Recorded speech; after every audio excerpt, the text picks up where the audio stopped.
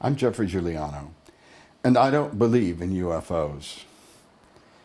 Now, when I say I don't believe in them, it's not because I don't think they exist. As a matter of fact, I know they do.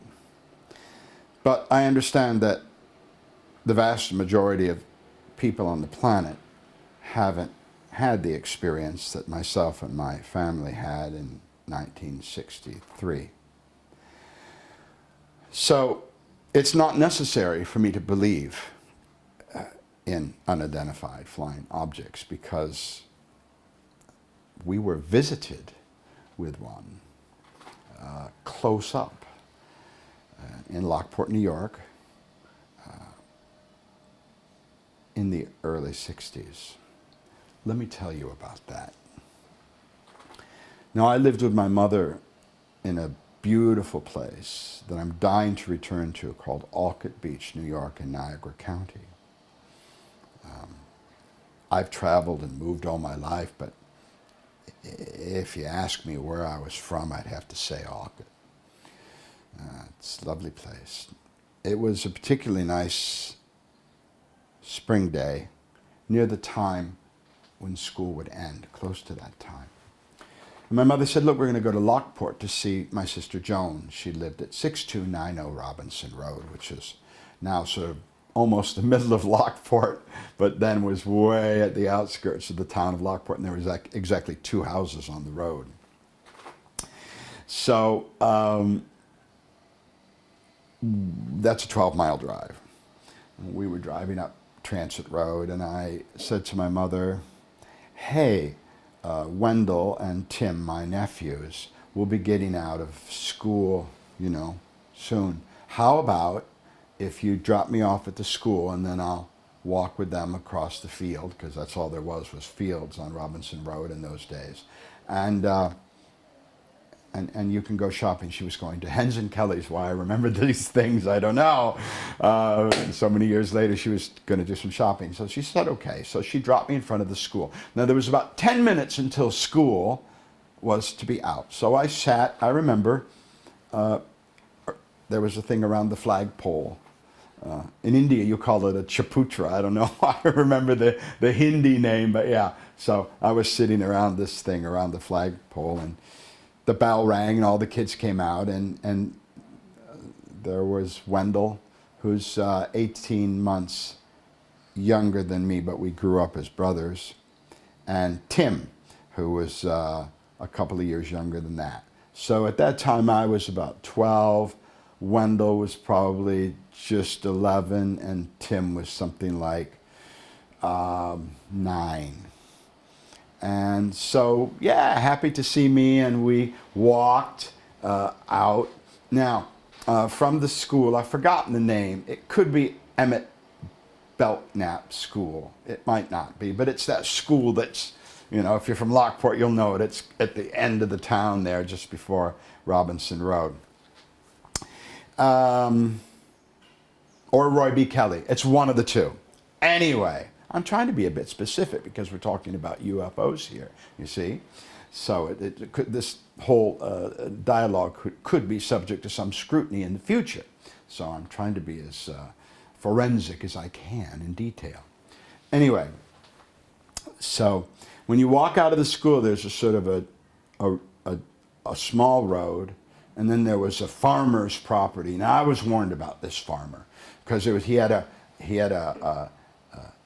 driveway, gravel driveway, which we weren't really supposed to go down. And sometimes he would come out and complain and kick us kids off his land and this kind of thing. But I think my sister Joan, Phyllis Smith, God bless her, she's an old lady now, Joan had a talk with him, and we had been given permission coming back from the school, the 2 boys did, to go through that, up his driveway, and then take a right into the field. And then the field was kitty corner to my sister Joan's house on Robinson Road. So we went down the gravel driveway, and we took a right by the Red Barn, and we walked about 50, 60, 70 feet away from the barn towards the house, and there's quite a big field there. It's quite of an expansive field there. There was a lake over to the right, which we called Lake Superman. Obviously, we like Superman. I don't think that's its official name, but that's what we called it. And it was at that time, in a beautifully clear, crystal clear blue sky with not a cloud, did we see something on the horizon, which was moving in an irrational, impossible pattern, perceptible even to us children. It was going up, whatever it was going up and down and sideways and all around the horizon in a way which drew our attention. Couldn't have been an airplane, couldn't have been anything that we would have any descriptive knowledge about. So that was the first thing. This thing, unknown to us, that was flying at incredible speeds in completely irrational, illogical maneuvers, which I can't believe would make any sense to whoever or whatever was inside that machine. But anyway, there it was darting around at the horizon. So we watched this for about 2 minutes. We stopped in our tracks. I mean, it was sufficient to do that. And we watched it. And then, my God, and as God is my witness, that, whatever it was immediately over our heads. Just that quick. It was immediately over our heads. Now, it wasn't straight up and down at 12 o'clock. It was off at an angle. It was off at an angle. And not more than 25 feet over my head. Let me tell you what it looked like. It was probably the size of 3 or 4 of the biggest airplanes you've ever seen in your life if they could be smushed into a saucer shape. It was, sorry, I resist the urge to swear. It was huge. Now, it was exactly like 2 plates put on top of each other, just what you would think, just what they tell you. And it was that big. Now, at the top, there was a bubble. I'll call it a bubble, a little area. And because it wasn't right over me, it was sort of at an angle, although it was hanging straight in the air, I could see everything. Everything. Top, sides, bottom, everything. At the top, there was a bubble with what looked to be windows. I can't think of any other word for it, that were like this. They were like that. They were like triangular shape. And they went all the way around, and they had what, from my experience, what I would call lattice work. Almost like what you would see made out of wrought iron.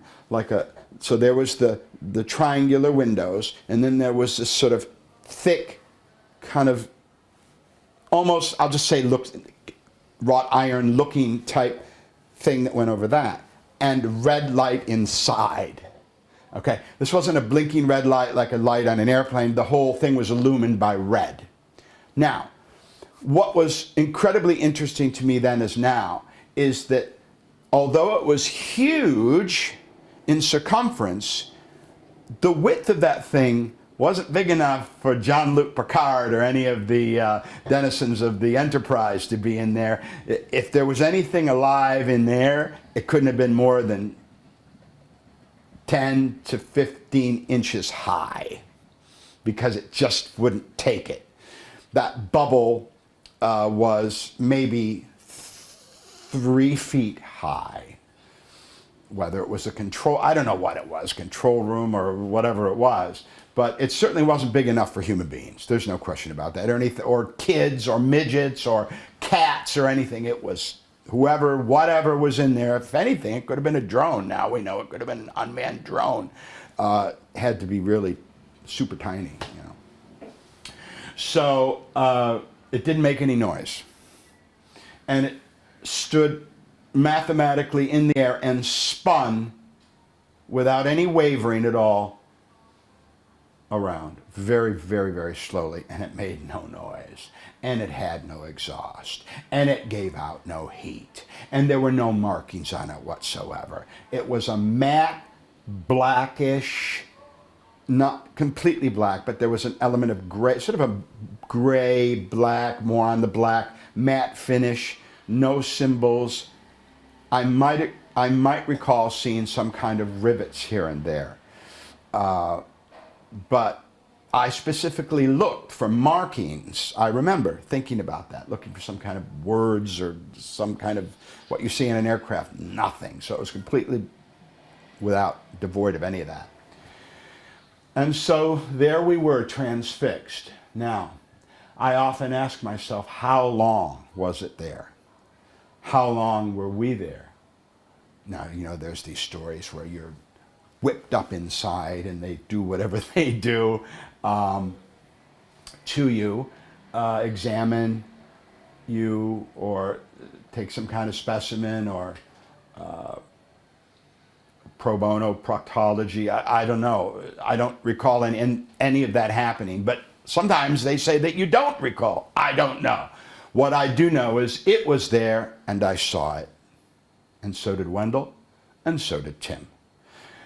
I'm going to say 2 minutes it was there. And after it hung there, now the other thing that there's no question of is it came to us. But it was at the horizon. It wasn't an accident that it stopped right over our heads. It was way back at the horizon, and you who know more than me about science will know how far away horizons are. I think 15 miles, something like that.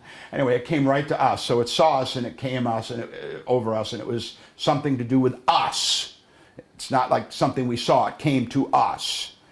So 2 or 3 minutes, it was, not 3 minutes, 2 minutes it was there. But it gave me a chance to, we didn't move. We didn't like walk around it or anything. We just stood there.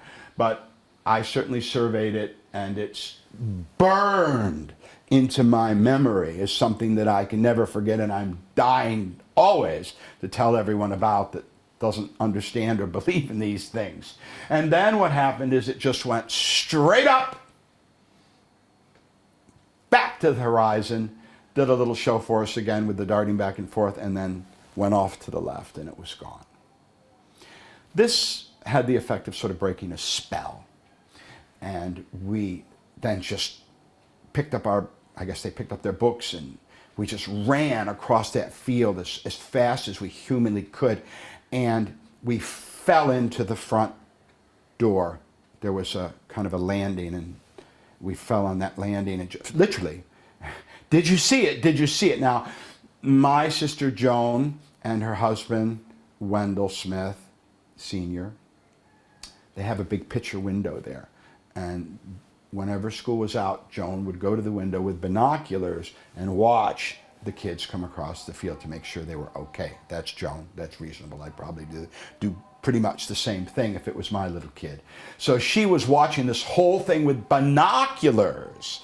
So I think it was me that said, "Did you see it? Did you see it?" And she said, "Yes, we saw it. Come up." So we got ourselves together and went up into the kitchen. She sat us around in the little corner booth she had and gave us all a glass of water. And we sort of calmed down and caught our breath because we were really, this was terrifying. Yeah, terrifying. And I said, well, something about a UFO. And she said, "Now, Geoffrey, we don't know that was a UFO. I said, look, it was flying. Oh, well, yeah, I was definitely flying. It was unidentified, yeah. And it was an object. So I believe, therefore, linguistically, it can reasonably be classified as a UFO. Now, I've lived my whole life, I'm 66, with this knowledge that UFOs absolutely exist. I don't think that anybody, so don't tell people about it, they'll think you're crazy. Well, they already know I'm crazy. So that's not the deficit at this point. But I did want to seriously commit this memory to tape. forever and for all time is something which I swear to you, on everything in my life that has ever held any meaning to me, is an absolutely true account of what did occur in Niagara County, Town of Lockport, near 6290 Robinson Road in the spring of 1963, when I, Geoffrey Giuliano, along with Timothy Allen Smith, Wendell Lee Smith, Joan Phyllis Smith, and Big Wendell Aloysius, what kind of a name is Aloysius? Aloysius Smith, all saw this huge UFO that was playing games with us on that memorable day. So, take it for what you will. It's a true story, and I'd love to hear yours if you have any. You can, I guess, post your comments below if you like. We'll have a look. Thank you a lot.